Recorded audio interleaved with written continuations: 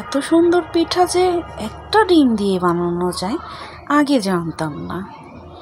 এই পিঠা দিয়ে ছোট বড় সকলের মন জয় করে নিতে পারবেন। সন্ধ্যার নাস্তায় কিংবা জামাইয়ের সাগরনায় দিতে পারবেন। আসসালামু আলাইকুম, আমি বিক্রমপুরের রান্নাঘর থেকে বলছি। আশা করছি কাছে দূরে যে যেখানে আছেন খুব ভালো আছেন। আজকে আপনাদের জন্য নিয়ে এসেছি খুবই অল্প সময়ে বানানো যায় এরকম একটি নাস্তার আইটেম।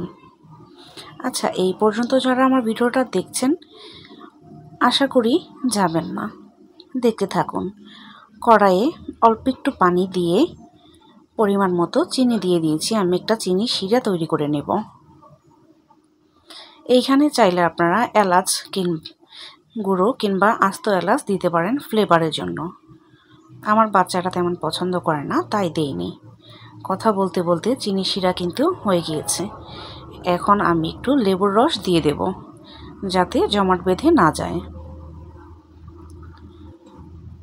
দেখেছেন, হয়ে গিয়েছে চিনি শিরা। অপর দিকে আমি একটা ডিম ভেঙে নেব আলাদা একটা বাটির মধ্যে। ডিম ভেঙে নিয়েছি। এবার 2 চা চামচ চিনি দিয়ে দিয়েছি।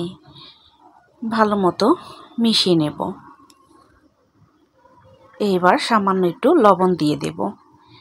এই পিঠাটা তৈরি করার সময় কিন্তু আমি কোনো প্রকার পানি ব্যবহার করব না। ডিম, চিনি, তেল ও লবণ দেব ও আটার সংমিশ্রণে বানাবো। এইখানে আমার সুন্দর মতো হয়ে গিয়েছে। এইদিকে আমি 1 কাপ আটা নিয়ে নিয়েছি, ছেঁকে দিচ্ছি যাতে কোনো দানা দানা ভাব না থাকে।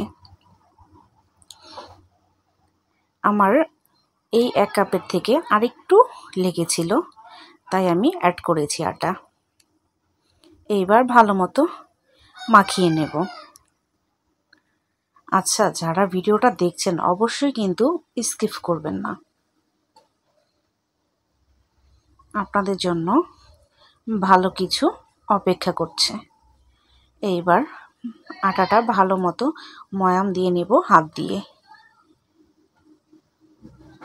বেশ কিছুক্ষণ সময় ধরে এভাবে ভালো মতো মাখিয়ে নিয়েছি। এইবার কিছুক্ষণ রেস্টে রেখে দেব। এই পর্যন্ত যারা আমার ভিডিওটা দেখছেন অবশ্যই লাইক, কমেন্ট এবং সাবস্ক্রাইব করতে কিন্তু ভুলবেন না। 5 মিনিট পরে দেখুন কি সুন্দর হয়ে গিয়েছে। এবার একটা রুটির মতো বেলে নেব। কিছুটা আটা দিয়ে নিয়েছি।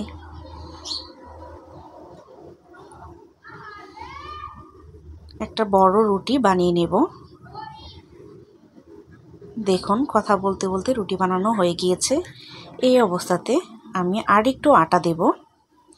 এইখানে কিন্তু কোনো কর্নফ্লাওয়ার বা তেল ব্যবহার করিনি। এবার পরোটা যেভাবে করা হয় সেভাবে ভাঁজ দিয়ে নেব।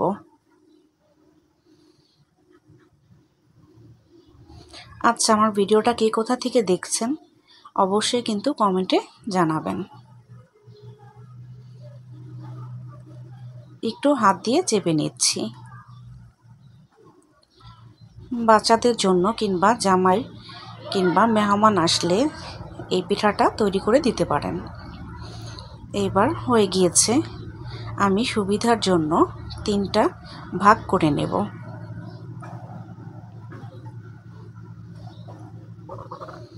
এবার বেলে নেব, কিছুটা পাতলা করে বেলে নেব। বেলে নেওয়া শেষ। এবার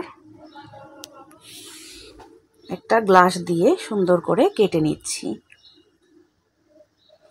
দেখেছেন কি সুন্দর হয়েছে। এইবার একটা কাটারের সাহায্যে, যেহেতু আমার কাছে কাটার ছিল না, পিঠাটাকে ডিজাইন দেওয়ার জন্য একটা টিনের টুকরোকে সুন্দর করে নিয়েছি। একে একে সবগুলো পিঠা ডিজাইন করে নেব।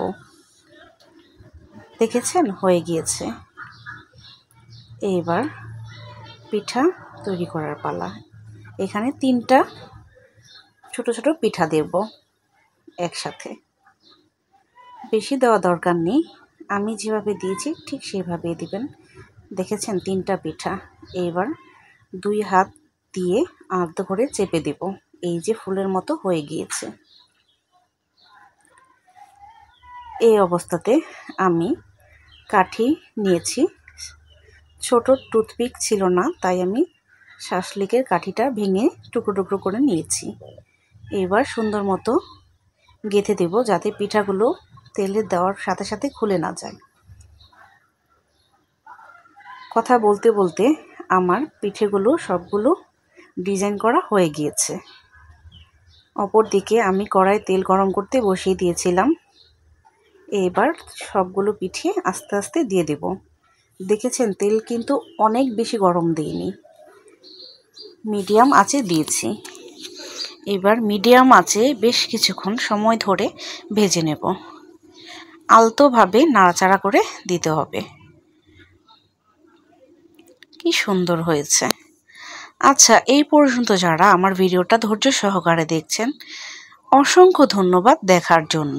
এবং যারা আমার চ্যানেলে নতুন, অবশ্যই প্লিজ প্লিজ প্লিজ সাবস্ক্রাইব করবেন। এক পাশ হয়ে গিয়েছে, আরেক পাশ ভেজে নেব। আপনাদের জন্য এত কষ্ট করে ভিডিও তৈরি করি, যদি আপনারা সাপোর্ট না করেন তাহলে কোথায় যাব বলেন তো?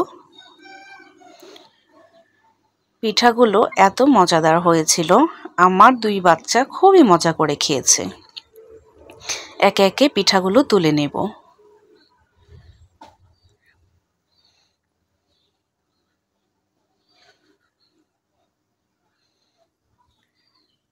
এইবার পরিবেশন করার পালা। দেখেছেন কি সুন্দর হয়েছে, লোভনীয়।